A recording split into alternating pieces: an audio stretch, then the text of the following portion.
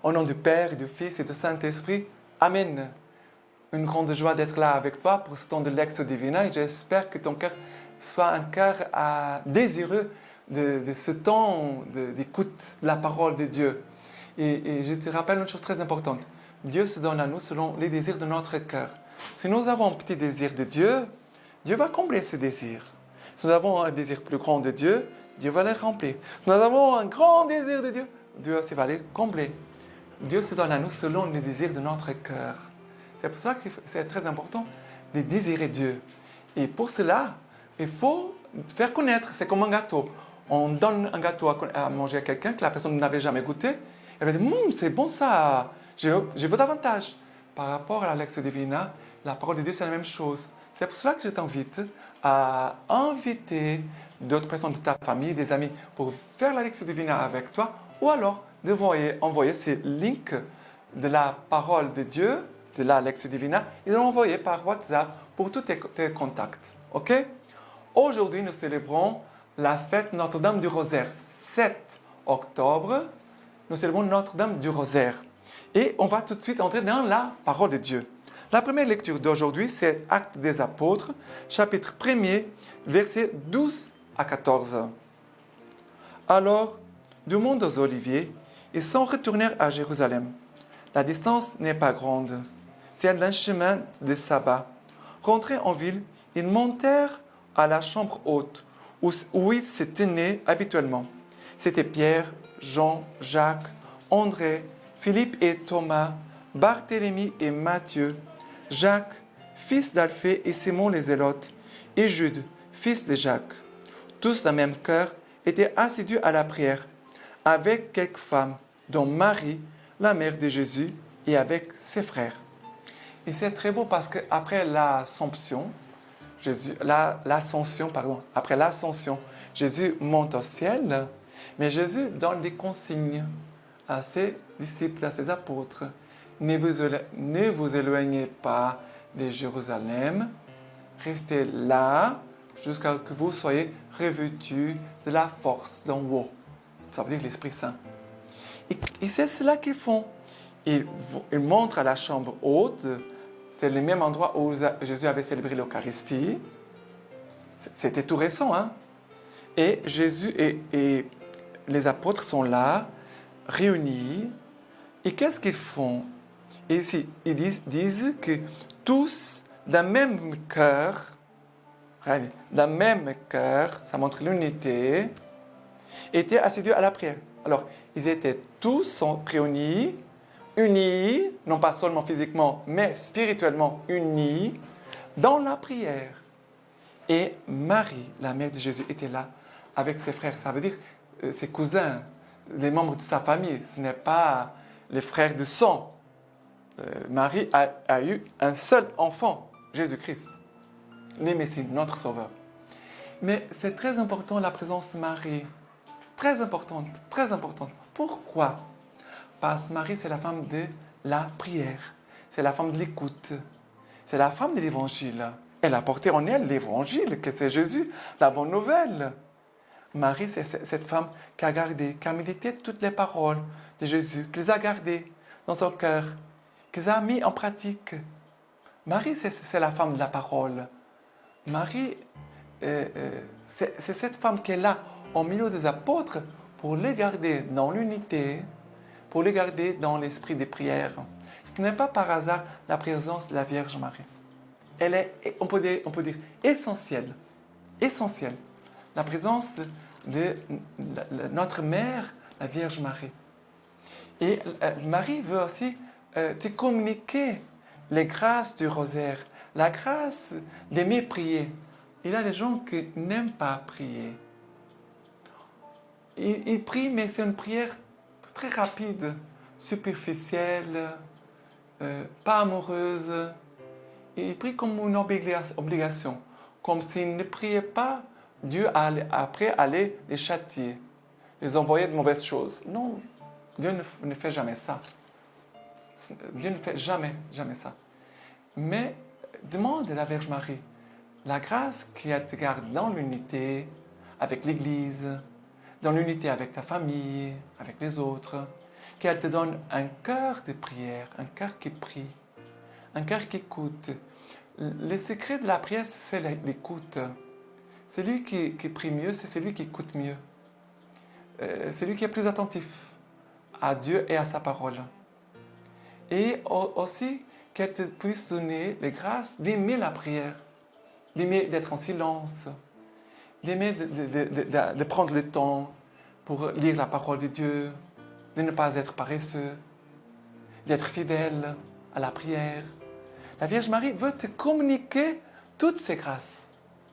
Et surtout aujourd'hui, nous célébrons Notre-Dame du Rosaire. Ça veut dire de prendre le chapelet chaque jour. Tu dois avoir ton chapelet toujours dans ta poche. Toujours. C'est une arme pour la protection, le rosaire. Le rosaire, c'est une arme pour la paix. C'est une grâce pour la communion et l'unité dans l'Église. C'est très important. C'est une grâce, une arme très puissante contre les péchés, contre le mal, contre les divisions, contre les péchés. Vraiment. Prenez la parole de Dieu. Toujours, et aussi la Vierge Marie, le rosaire. Toujours. Une main avec la parole de Dieu, l'autre main avec le rosaire, le chapelet. Maintenant, le psaume d'aujourd'hui, c'est Luc 1, versets 46 à 55. 46 à 55. C'est les Magnificat, en fait. Marie dit alors, « Mon âme exalte le Seigneur, et mon esprit tressaille de joie en Dieu mon Sauveur, parce qu'il a jeté les yeux sur l'abaissement de sa servante. Oui, désormais toutes les générations me diront bienheureuse, car le Tout-Puissant a fait pour moi de grandes choses. Saint est son nom, et sa miséricorde s'étend d'âge en âge sur ceux qui le craignent. Il a déployé la force de son bras. Il a dispersé les hommes au cœur superbe. Il a renversé les potentats de leur trône. Il élève les humbles. Il comble de bien les affamés et renvoie les riches les mains vides. Il est venu en aide à Israël, son serviteur, souvenant de sa miséricorde, selon qu'il l'avait annoncé à nos pères, en faveur d'Abraham et de sa postérité à jamais. Alors, il y a deux choses ici, pour moi, bien sûr, j'aime beaucoup la prière du Magnificat, j'aime beaucoup. Il faut aussi l'apprendre par cœur. Je t'invite à apprendre aujourd'hui les Magnificats par cœur. Et il commence comme ça, les Magnificats. « Mon âme exalte le Seigneur, mon esprit tressaille de joie en Dieu mon Sauveur. » Marie, c'est cette femme toute centrée, tournée vers Dieu. Et pourquoi elle est dans cette joie? « Mon âme exalte le Seigneur, mon esprit tressaille de joie en Dieu mon Sauveur. » Marie, c'est la femme de la joie. Pourquoi? Parce qu'elle sait que Dieu est toujours présent et que Dieu agit tout le temps. Dieu n'a jamais les bras croisés comme ça. Non. Dieu est toujours présent, nous accompagne et Dieu agit tout le moment. Dieu agit et nous parle tout le temps. Sommes-nous qui sommes sourds? Sommes-nous qui sommes aveugles? Marie, c'est cette femme qui veut nous inviter à avoir une joie, une confiance immense en Dieu, toujours centrée en Dieu, tournée toujours vers Dieu. La première chose. La deuxième, c'est et sa miséricorde s'étend d'âge en âge sur ceux qui les craignent. Marie, c'est la femme de la miséricorde. C'est pour cela que quand on prie le chapelet, c'est une prière pour la paix, pour la miséricorde, pour que les mal, les ténèbres soient chassés. C'est très important de prier notre chapelet en famille, avec les enfants, les grands-parents, les parents, les oncles, tous les membres de notre famille. C'est très important de prier en famille. Famille qui prie unie demeure unie. C'est Saint Jean-Paul II qui a dit cela. Famille qui prie unie demeure unie. Et la Vierge Marie veut nous faire vivre la miséricorde au cœur de nos vies, dans nos familles, là où nous sommes. Et c'est la miséricorde qui touche les cœurs. Un homme de miséricorde touche les cœurs. Parce que la miséricorde, c'est par excellence ce que Dieu est. Dieu est amour, oui, mais quelle qualité est l'amour de Dieu? Un amour de miséricorde. C'est comme ça que Dieu nous aime. Dieu nous aime avec un amour de miséricorde. Et l'évangile d'aujourd'hui, pour cette fête Notre-Dame du Rosaire, c'est l'Annonciation. C'est Luc chapitre 1er, versets 26 à 38. Luc 1, 26 à 38. Le 6e mois, l'ange Gabriel fut envoyé par Dieu dans une ville de Galilée, du nom de Nazareth, à une vierge fiancée à un homme du nom de Joseph, de la maison de David. Et le nom de la vierge était Marie. Il entra et lui dit, « Réjouis-toi, toi, comblée de grâce, le Seigneur est avec toi. » À cette parole, elle fut toute troublée et elle se demandait ce que signifiait cette salutation. Et l'ange lui dit, « Sois sans crainte, Marie, car tu as trouvé grâce auprès de Dieu. Voici que tu concevras dans ton sein et enfanteras un fils, et tu l'appelleras du nom de Jésus. Il sera grand et sera appelé fils du Très-Haut. Le Seigneur Dieu lui donnera le trône de David, son père. Il régnera sur la maison de Jacob pour les siècles, et son règne n'aura pas de fin. » Mais Marie dit à l'ange, « Comment cela sera-t-il, puisque je ne connais pas d'homme ?» L'ange lui répondit, « L'Esprit Saint viendra sur toi, et la puissance du Très-Haut te prendra sous ton ombre. C'est pourquoi l'être saint qui naîtra sera appelé Fils de Dieu. Et voici qu'Élisabeth, ta parente, vient elle aussi de concevoir un fils dans sa vieillesse. Et elle en est à son 6e mois. Elle qu'on appelait la stérile, car rien n'est impossible à Dieu. Marie dit alors, « Je suis la servante du Seigneur, qu'il m'advienne selon ta parole. » Et l'ange la quitta. Voilà, et l'ange la quitta. Ce passage de l'Annonciation, c'est un passage aussi qu'il nous faut toujours revenir sur cette parole. Marie, elle était chez elle, dans sa maison. Certainement, Marie était en prière. Je suis presque sûr. Marie était en prière. Et l'ange lui apparaît. Il lui dit, l'ange entra. Ça veut dire l'ange aussi va entrer chez toi. Mais l'ange va entrer dans ton âme. Ce n'est pas maintenant ta maison. Bien sûr, l'ange va entrer dans ta maison. Mais plus que ta maison, Dieu veut entrer dans ton âme. Parce que l'ange, c'est la présence de Dieu. Dieu veut entrer dans ton âme. Réjouis-toi, comblé de grâce. Les premières paroles. Réjouis-toi, comblé de grâce. Le Seigneur est avec toi. C'est une invitation que Dieu nous fait à chaque jour. Réjouis-toi à cause de ta foi. Le Seigneur est avec toi. Réjouis-toi. Cela change tout. Hein? Seulement cette phrase change tout dans notre vie. Réjouis-toi, le Seigneur est avec toi. Et Marie n'avait pas compris. Elle se demandait, mais qu'est-ce que cela veut dire? Et l'ange va lui dire, « Sois sans crainte, Marie, n'aie pas peur, car tu as trouvé grâce auprès de Dieu. N'aie pas peur, tu as trouvé grâce auprès de Dieu. » Mais voilà ces deux phrases. Une invitation à la joie, le Seigneur est avec toi. Le Seigneur est avec toi. Il est au-dedans de toi. Jésus était déjà au-dedans de la Vierge Marie. Pourquoi? Parce que Jésus, le Verbe, la parole, était déjà dans son cœur. Marie avait déjà enfanté Jésus dans son cœur avant de le concevoir dans son sein. N'aie pas peur, sois sans crainte, Marie, car tu as trouvé grâce auprès de Dieu. Marie, elle est comblée de grâce. Marie n'a pas de péché. Elle est comblée de grâce. En elle, il n'y a pas de l'ombre du péché. Et tu as trouvé grâce auprès de Dieu. Dieu t'a choisi. Dieu t'a choisi. Et Dieu t'a choisi aussi à toi. Réjouis-toi. Et après, il a tous les messages de l'ange. C'est magnifique. Comment il va décrire Jésus qui va venir.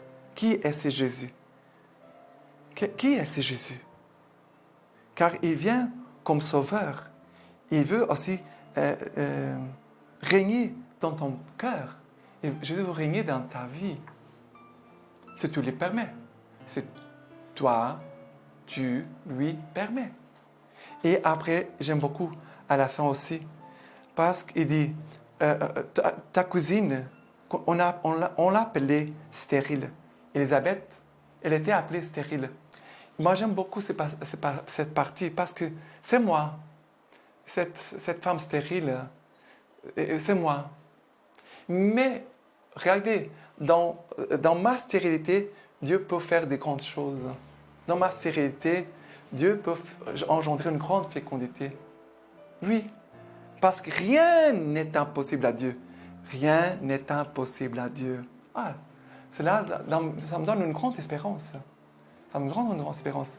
Parce que parfois, quand je me regarde, je dis, mec, mince, je suis encore un grand pécheur, si misérable. Mais Dieu peut faire de grandes choses aussi en moi. Dieu peut faire aussi de grandes choses en moi. En toi aussi, en toi, quand je dis moi, et aussi en toi. Et Marie, alors, elle donne toute sa liberté à Dieu.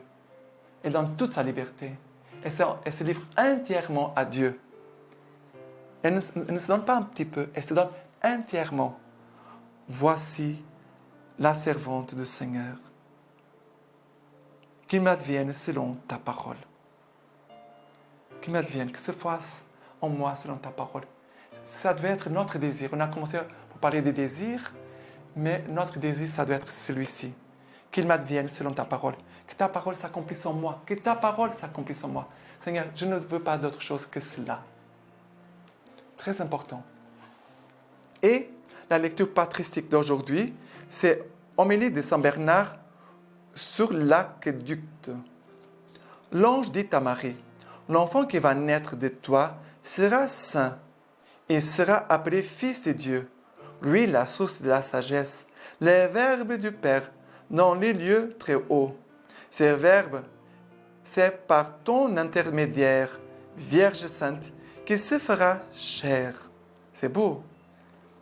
Le Verbe s'est fait chair et il habitait dès lors en nous. Il habite à coup sûr dans nos cœurs par la foi. Il habite dans notre mémoire. Il habite dans notre pensée. Il descend jusque dans notre imagination elle-même. Auparavant, en effet, quelle idée l'homme pouvait-il se faire de Dieu, sinon peut-être celle d'une idole qu'il avait fabriquée, qu'avait fabriqué son cœur. C'est que Dieu était incompréhensible et inaccessible, invisible et parfaitement irreprésentable. Mais maintenant, il a voulu qu'on puisse le comprendre. Il a voulu qu'on puisse le voir. Il a voulu qu'on puisse le saisir par la pensée. Très beau. De quelle manière, demandes-tu?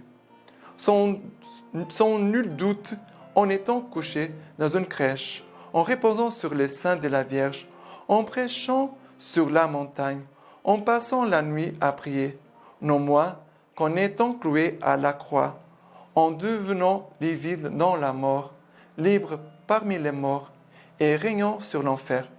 Enfin, en ressuscitant le troisième jour, en montrant aux apôtres la marque des clous, signe de sa victoire, et pour finir, en regagnant devant eux les secrets du ciel.